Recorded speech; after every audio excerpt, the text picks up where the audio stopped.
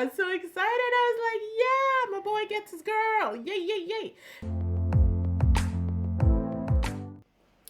Hi people, welcome back. If it's your first time, my name is Talia Adewale and this is DISBYDEM. Today we're talking about Love Deadline. There's 6 episodes out. I've done episode 1. I did that review last week. I'm going to try and fit the remaining in this, but for now we're going to talk about 2 and 3 and then we'll see how it goes. I'm basically going to watch them, watch each episode and review, just so it's fresh and I can cover as much as possible. We're also going to try and compress everything and speed through it so it's not a long video. But yeah, do all the right things, like, comment, subscribe, hit that bell, and let's get into it. So last we left off, the guys had got texts. Okapi and Kai had got texts. I believe it was Okapi, right? And I think Utah as well, right? Yes. So Okapi, Kai and Utah had all received text messages from the girls. Kai had received 3 text messages. So this episode starts off, it's 4 days to elimination. Kai got 3 texts, and apparently the people who sent him texts were Sayu, Saki, and Shizuka. He chose Sayu for his date. It was a pool date. Nona said since she already told Kai that she will have chats with other people, she ended up sending the text to Okapi because she said she was curious about him. So in her head, she was like, I've already told him that I'm going to see what it's like with other people. And then if I choose him at the end, it's going to be more impactful to her. Now, I don't think she told him that last part about choosing him at the end and it being impactful. She just told him that she was going to explore her options. So obviously Kai was disappointed, but in the end he chose Sayu, so it's all good. Turns out that Okapi was super excited that he received a text from Nona and they went on a candle making date. Nona's chemistry it seemed better with Okapi, but then I wasn't really sure. Anyhow, she tells him that she was going to talk to him and still talk to other people. So she's basically telling all the guys that she's keeping our options open just so they know, and we appreciate honesty wherever it may be. So I like that for her. Anna texts Utah and it was mutual. No, it wasn't mutual. That was the only text that Utah received. They go on an island date. They talk even more. They have a lot of chemistry. You can see that there's an attraction. She tells him that she's also open to exploring other people and asks if he is looking to explore his options as well. He says he's not interested in talking to anyone else but now. Remember this statement, people, because it comes into play in episode 3. 3 days left to elimination now. The days are really counting now really fast. Today it's men's choice. Anna gets a text from Utah. Anna gets another text from Kai. Nona gets a text from Yuki. She didn't really seem happy about that, which her face didn't seem really, excited about it, but it is what it is. And then Nona gets another text from Okapi. Saki gets a text from Taka. Anna chooses Kai for the date. Utah was obviously disappointed because she didn't choose him, but she'd already told him she was exploring her options. Nona chose Fuku. Fuku is Yuki, so I've been calling him Yuki, but they call him Fuku in this. And then Saki and Taka go on their date. And there is a lot of chemistry there.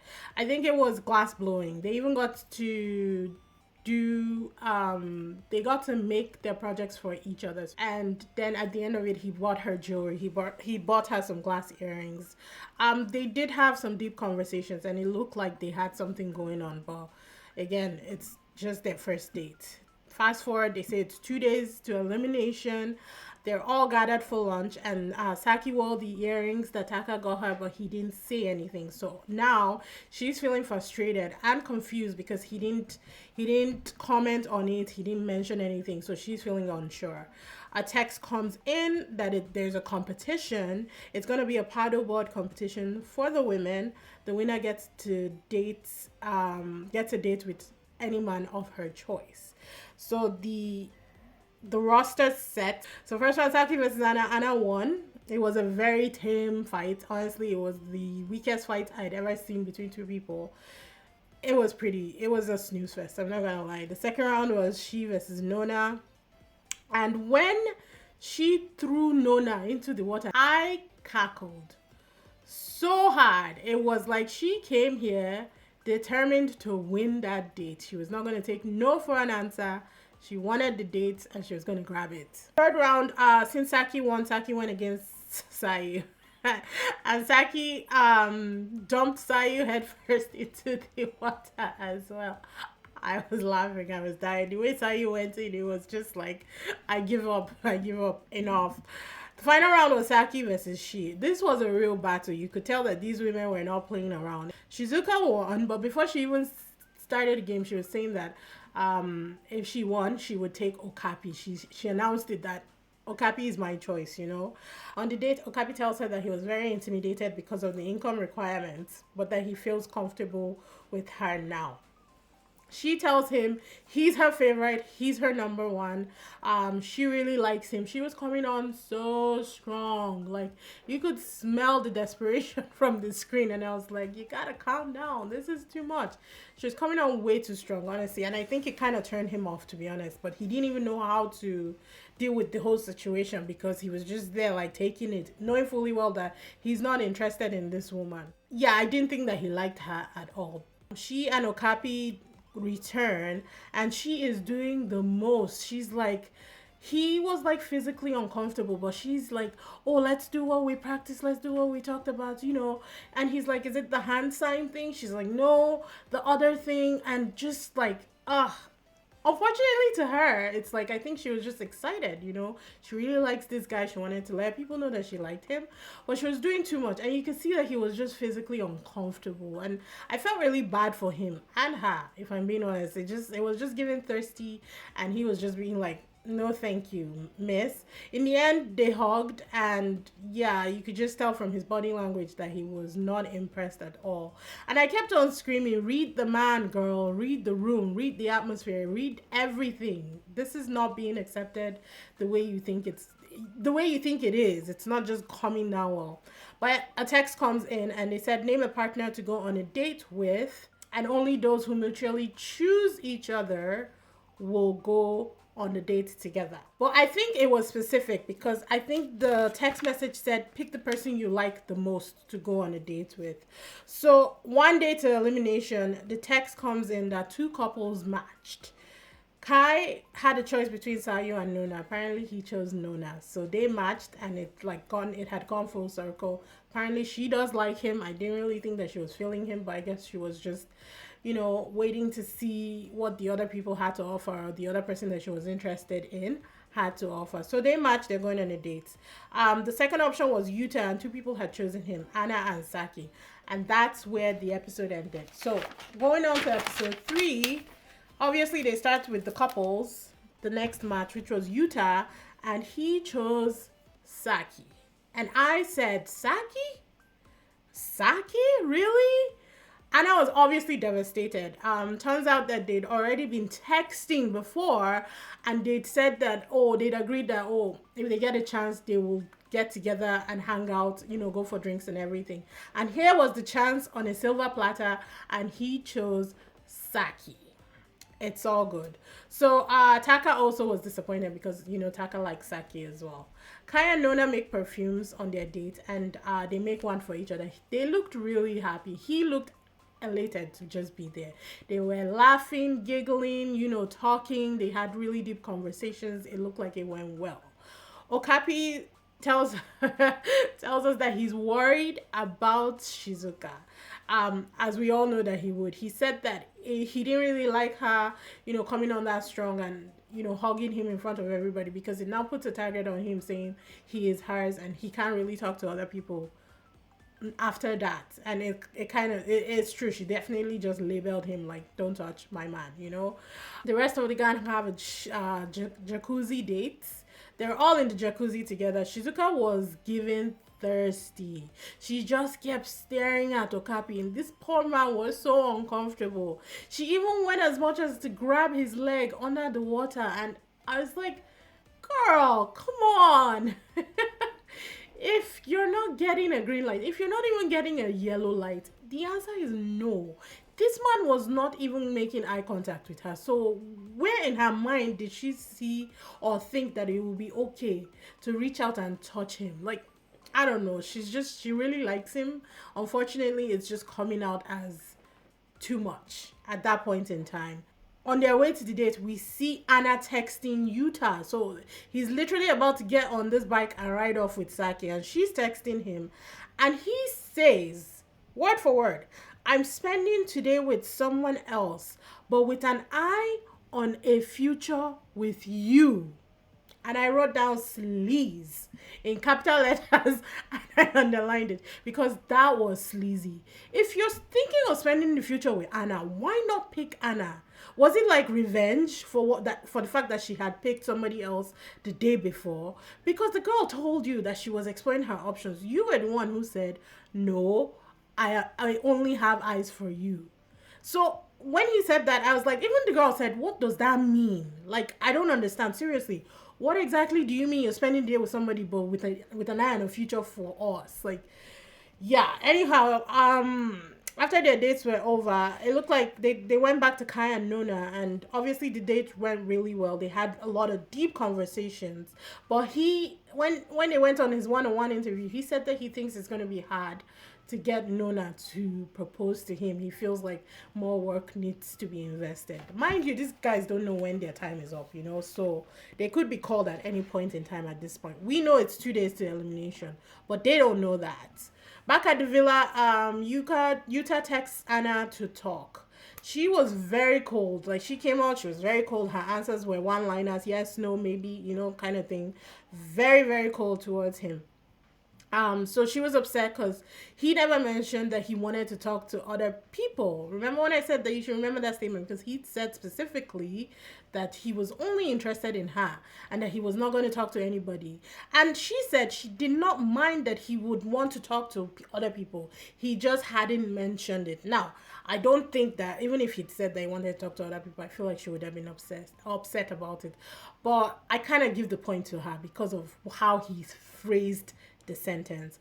Also, the date said pick who you like the most, because he was trying to backtrack and he was saying that, oh no, when you mentioned that you were going to explore your option, I went back and I thought about it and I was like, oh yeah, that's a good idea, maybe I should explore my option too. And she shut it down like that. She was like, no, because the message said pick who you like the most. So this was not the time to be exploring your options. This was the time to solidify who it is that you're most interested in the house. And when she was talking, I was like, yeah, Anna, yeah, yes, you do you. Because she was definitely clocking his BS, and it was all BS that he was doing. Because I feel like he did it out of revenge. And then come out and say it. Say, I was hurt that you took somebody else, so I took somebody else too. At least we know who you are. Tell us who you are, we will believe you. No, he was very sleazy, and I didn't like it. He was very disingenuous, and I did not like it. Anyhow, by the end of the whole chat, she said that she's no longer interested in him anymore because she only wants somebody who wants her, which is a double standard, because she tells him that she wants to explore, but then he should be devoted to just her. Like, Anna confuses me. However, in this argument, honestly, the point goes to her. So she leaves. He was a little disappointed. He said that he just wants to talk to her. That was how he ended the conversation, that he's only interested in her and he wants to be with her.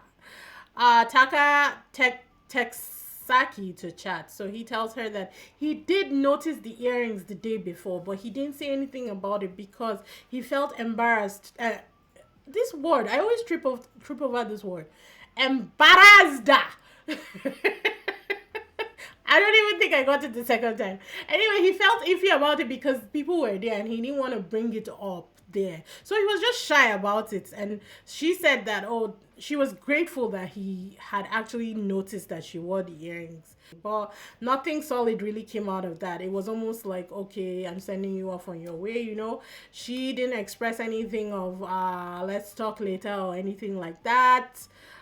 He's so shy, so obviously he couldn't even say anything else apart from that. It was kind of sad, honestly, because I do think that they fit. It's just that I don't know. We'll just have to wait and see. Later that evening, they're all, having a good time drinking and talking. A text comes in. It was Utah who got the text, just him. And I guessed as much that his time was up. He was told to go to his room, and when he went to his room, he was told that his trip ends tomorrow, so he can't rejoin the gang. It's not up to the women. I didn't even think that they will let the women know to propose, but they did. So The rest of the gang then gets a text that Utah's trip is over and the ladies need to decide by 10 a.m. tomorrow morning. The catch is, though, if you propose, whether he accepts it or not, your trip, so the woman's trip, is also at an end. She will leave regardless of what the man's answer is. And I was like, damn. So Utah is hoping that Anna proposes. Anna is crying because she feels bad about how she talked about him cold earlier. She said that she was really cold and she didn't really want things to end that way. So yeah, she was sad about that and she was crying and they were consoling her. I don't know if she's gonna propose to him. If I have to put money on it, I will say probably. Personally, I wouldn't. Let him go. Leave him to God. I do not like people who move like that. But again, I'm not really liking the way Anna might be moving too. But for Anna, it's more like 80-20. For him, I don't like it at all. So I don't know. We'll have to wait and see. I'll watch the next episode and then I'll be back to do the review. But yeah, so hold tight. I'll be right back. A few moments later. All right, people, just powered through 4, 5, and 6, and we're going to put it in this video because ain't nobody got time for that. But let's talk about 4. So, obviously, the next morning, Anna is still worried. Like, she's still trying to decide if she's going to, propose to Utah or not. Like, she's deciding. They show Utah waiting alone under a tree. It's like he's just standing there in this vast field, just waiting. The text comes in that the ladies have only 15 minutes to propose, and then a new guy is introduced, like right then and there, while they're waiting to decide if anybody is going to go and propose to Utah or not. Like, how diabolical can the producers be? It's like, oh, you have 15 minutes, but in case you're still wondering, here's this new article for you to check out, New guy turns out to be Kichiro. He's a pharmacist and a model. I don't remember what his age is. Honestly, he doesn't last long enough, so let's just keep moving on. Anna didn't go. They show Utah. It's 10 a.m. and nobody picked him, so obviously he's eliminated. Kiichi, I think it's Kiichiro. So he goes by Kiichi. He asks Anna to chat as soon as he possibly can. Like, he asks the people, when do dates happen? As soon as they tell him you can date anybody anytime, he's like, Anna, you want to go chat? And they go chat. I was like, Utah, who? Nobody remembers. He gone. Anywho, Kai asks Nona to go into the water with him, and they play a little bit, but afterwards, she, in her one-on-one interview, she says she's feeling anxious. Like, whenever she starts getting close to somebody, she gets, I guess, scared and begins to pull back. And I'm like, what happened? Because she was all for this guy like a day ago. So what exactly happened? But they don't really talk about it. 4 days to elimination, they move away from Okinawa and they go to Kyoto. Like I told you in my first review, they're experiencing the whole of Japan. So they're going to be traveling throughout the entire series. The dates for the day is a kimono date. So the men are lined up and the women come out. Anna chooses Kiichi. Shizuka chooses Fuku. Saki chooses Okapi. Nona takes Taka. And I'm like, what? When? How? Why? Sayu chooses Kai. I don't know if it's Kai or K. I think it's K. So they show us how the women decided. Turns out, Shizuka wanted Okapi originally, but so did Saki. So the women were like, okay, you guys discuss it, because the other 3 all wanted the men that they wanted. Nobody was overlapping. In the end, Anna was the tiebreaker. She says, since Shizuka has already had some time with Okapi, it's only fair that Saki gets her own time as well. Shizuka gets pissed off and really basically throws like a mini tantrum, but it's decided she gets to go with Fuku and Saki gets Okapi. So on the dates with Kiichi and Anna, honestly, she was not interested. She said she wasn't interested in anyone else at that point in time. That's what she told him. He said he wanted to get to know the other people. There was zero chemistry in their conversation. She looked bored as hell and she wasn't feeling it. In his one-on-one interview, he's like, yeah, it was a great date. He really likes her, but he's also interested in getting to know other people. So they weren't even in the same page. They were not in the same book at this point in time. On Sayu and Kai's date, did I say I was going to call him Kai or K? Oh, God. I think it's K. I forget. On Saya and Kay's date, Saya told him that she's only ever chosen him, that he has been her number one from the very beginning. But she noticed that he only had eyes for Nona. They keep talking, but honestly, I feel like that date really did reinforce for Saya that maybe Kay was not the right person. However, she still likes him. Taka and Nona, there was zero chemistry whatsoever. Taka was thinking of Saki the entire time he was on that date. No, no lie. Saki and Okapi, I honestly couldn't tell between them. Okapi was talking a lot, and obviously Saki was listening, but she didn't seem as elated as she usually did whenever she was on a date with Taka. So I wasn't sure. I couldn't get a read on the entire date, to be honest.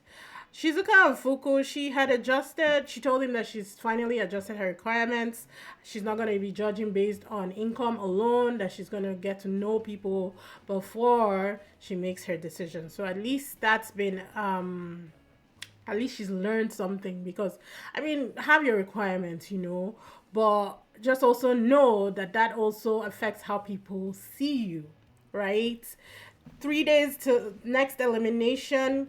Kay invites Nona for a stroll. She asks Okapi to chat. Fuku asks Saki to go get tea. And I was like, okay, I see the potential in this relationship. I honestly thought that Fuku would have been the best option for Saki, but for some reason, everybody kept treating him like the dad of the group. And I get it because he's always so helpful and he wants to do stuff. But he's genuinely like a good guy. And he's so cute. He's 100% the most handsome of all the group. So I just didn't understand why he was being overlooked by the women. But I guess it's also the approach. If he's not really, putting his best foot forward and asking anybody to chat, you're kind of relegated to the friend zone, right? And I feel like that's what happened. Like they all put him in the friend zone. And that's just where he was. Taka ends up with Sayu. I don't know if he asks her to talk or if they just ended up together. They did have a very productive conversation though, because he expressed how he's not he's regretting not being more forward with his choices and also not getting to know the other women. He's been very focused on Saki throughout this whole thing, but he thought that he might benefit from talking to other women and seeing how everybody else is. She also said the same thing, how she's been focused on Kay and she wants to talk to other people as well, kind of, broaden her knowledge and see if talking to other people will help solidify her decision for sticking with Kay. I keep wanting to call him Kai. I don't know why. Anywho, she and Okapi, when they get to talking, she apologizes and says that she's sorry for coming on too strong during and after their date. She ends up asking him what his perfect date will look like. And by the time the man finished explaining his perfect date, she said that she was out of love and she was done. That he will be too fussy to have to deal with on a daily basis. And I laughed my head off because she was all in love with this guy 2 days ago, thinking about children, family, and all that crap. And she didn't even know his personality. It was just funny. But honestly, when he was describing that date, I was exhausted. I was like, no, thank you very much, sir. I hope you find who you're looking for. So Shizuka is off Okapi finally, and we can move on from that situation. Kay and Nona, she's really withdrawn during their whole talk. I think they went for a stroll. She's extremely withdrawn and he's trying to get her to talk, but she's really not engaging. I don't understand why she's hot and cold. Like, if you're off the guy, tell him you're off him. It's really that simple. Stop hanging on and keeping him there while you're exploring other options. Yes, you told him you were exploring other options, but you guys have been on 2 dates now. Like, I mean, come on. I don't know. I just felt like if she was off him, she should have told him. At lunch, they get a text that there's going to be a double date. So they're supposed to text who they're interested in. It's one of those, if you match, you go. If you don't match, you do not go. 2 couples end up matching. The first was Kiichi and Sayu. And the second was Taka and Saki. I was so excited. I was like, yeah, my boy gets his girl. Yay, yay, yay. The fact that she chose him means that she'd done full circle and realized that he was the one that she was most comfortable with. I wanted to spend her time with. So I thought that it was all good in the hood. The episode ended there.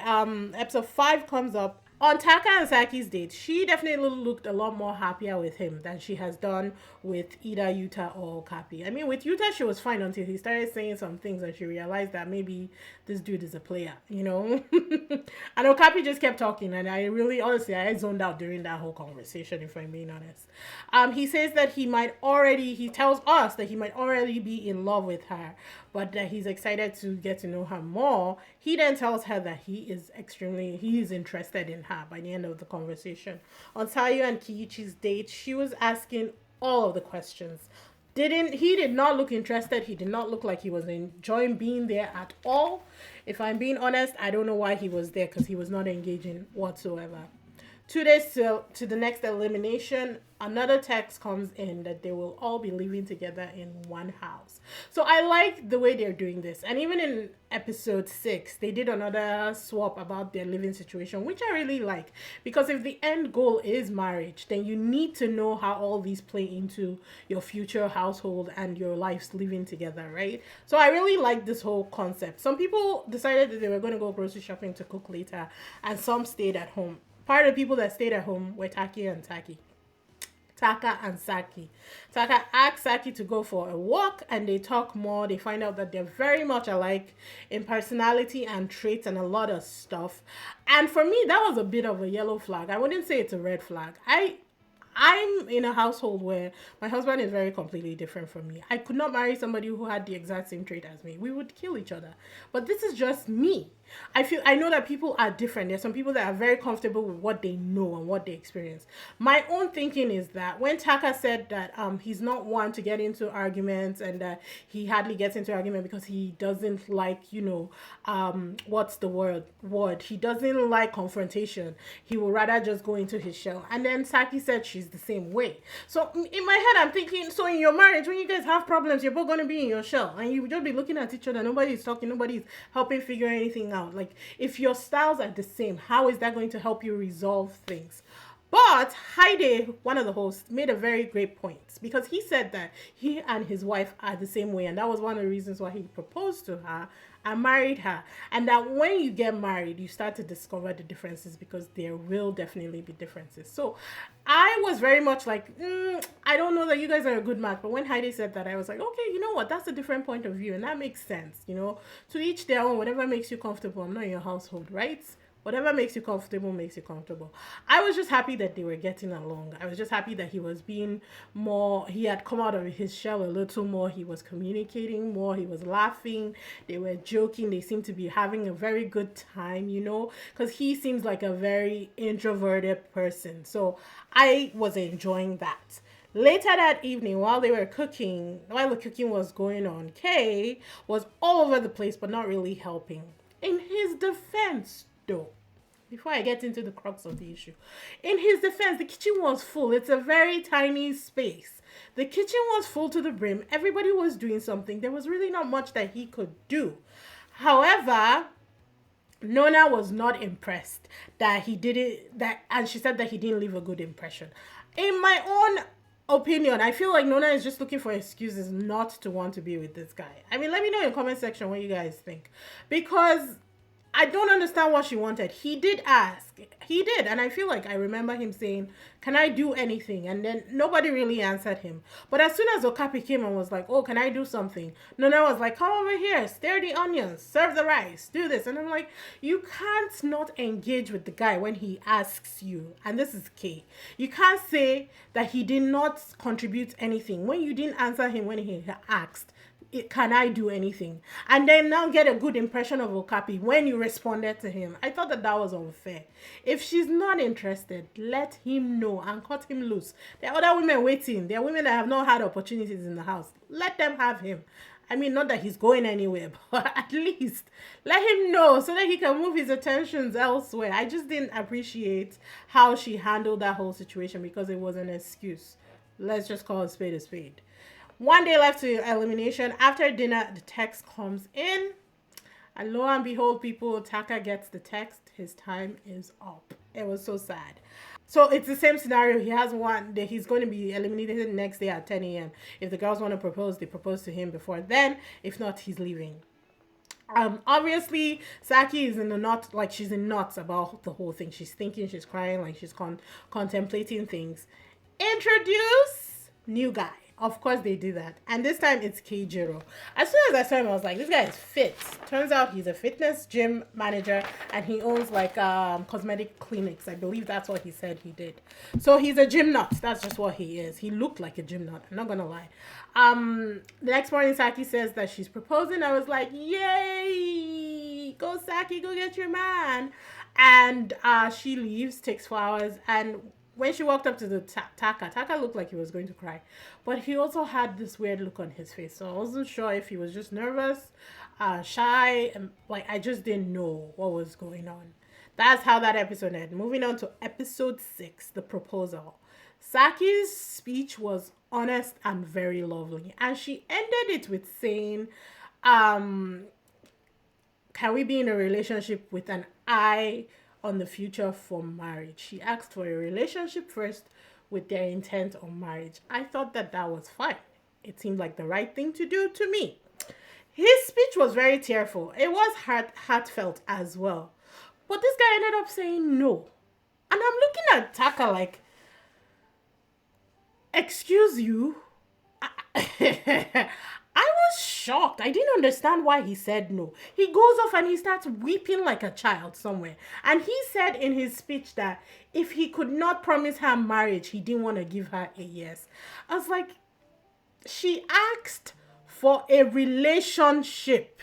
A relation freaking ship. She never said that, let's leave here and go and get married. In her speech, she literally said, I am not 100% sure, but let's figure it out. So my guess is that he chickened out. I think he had a mini panic attack or a mighty panic attack. I'm not really sure. Chickened out, said no, had regrets, and he's probably going to be regretting that for the rest of his life. Because, are you kidding me? Even Mizu said it. She was like, why not just say yes? You guys go, date, and figure it out for yourself. Nobody is saying that you should go and get married. It's not Love is Blind. You're not getting married at the altar in 6 weeks. Like, no, he disappointed me so much. So freaking much. I'm so happy that he's off the show. Unfortunately, he took Saki down. Because we all know if the woman proposes, whether the man says yes or no, she is donezo. Her journey is ended there and then. Just so pissed off about the whole thing. Back at the house, Kijiro text Anna to go on a gym date. She turned him down instantly. She's like, nope, I'm worn out. LOL, maybe ask Shizuka. So he asks Shizuka and she says yes. She seemed to have a blast, but then this is Shizuka. She gets excited pretty easily. So I'm not really putting anything on there, but they seem to still be, chatty, close, even when later on in the scenes. One day to elimination, they are told that they're going camping. Kiichi is torn between Sayu and Anna. He says that he takes some time to fall in love, but that when he's in love, it's all out. So if you take some time to fall in love, why come on a show where you have limited time? Like, it blows my mind. It blows my freaking mind when people say these things, knowing fully well where they are. Anywho, that evening, the text comes in, and the text was for Fuku. And I screamed. I was like, no, why? This guy has done nothing to nobody, but that's the problem. He's done nothing with nobody. He had not made any single connection. He basically taken care of all the people. Since he got into the house, he always does the fires, he does the barbecuing, he's serving drinks.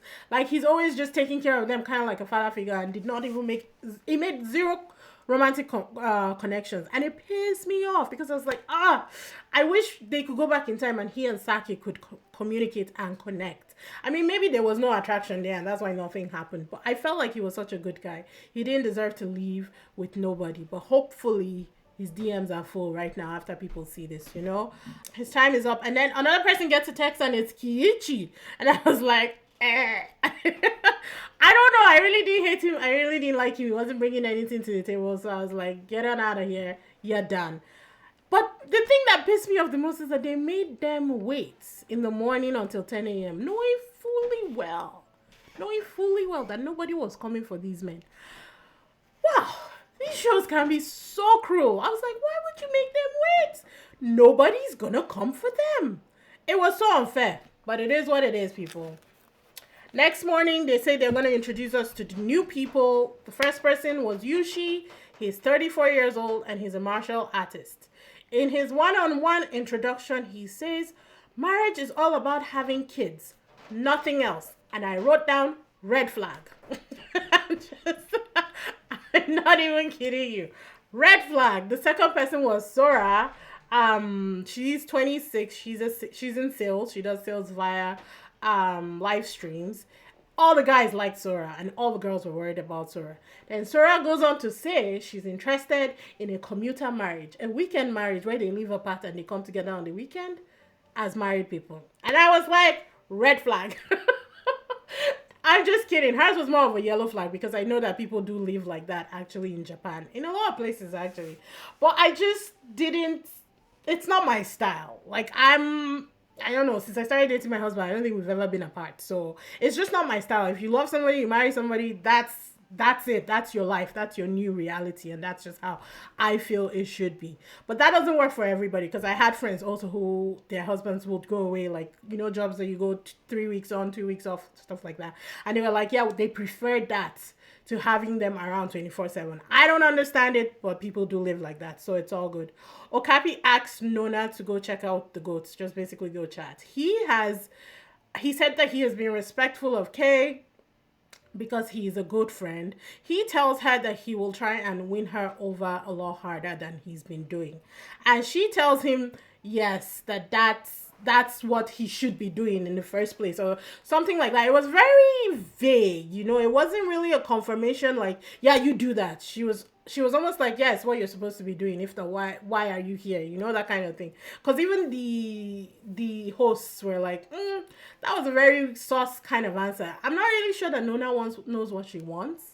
So I guess we're just going to have to wait and see for her.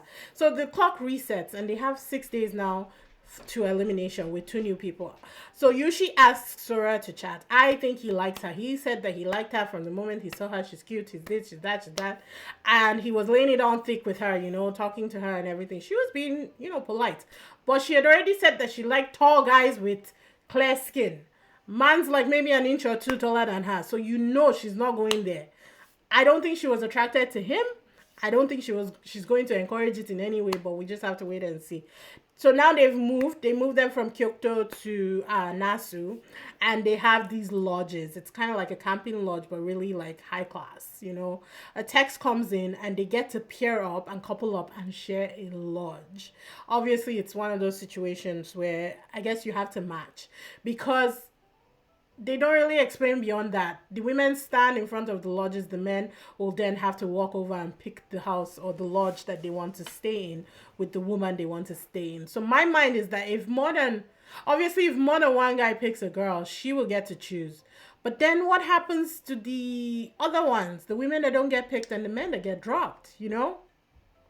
And also there's 5 women right now and 4 men. So how is that scenario going to work? They don't really tell us anything because that's where the episode ends, and we'll have to wait till I guess tomorrow to find out what happens with that situation.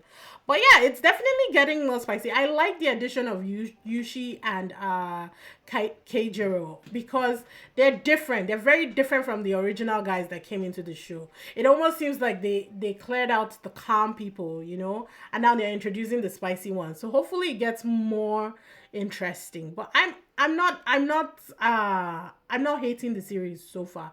I'm excited to see what the next 2 episodes bring. But let me know in the comment section what you guys think. If you're watching it, let me know who you think is going to couple up. Let me know your thoughts on the entire show. It's still mid-tier for me. There's not enough like oomph for like the drama. But honestly, it's a very nice relief from Exchange.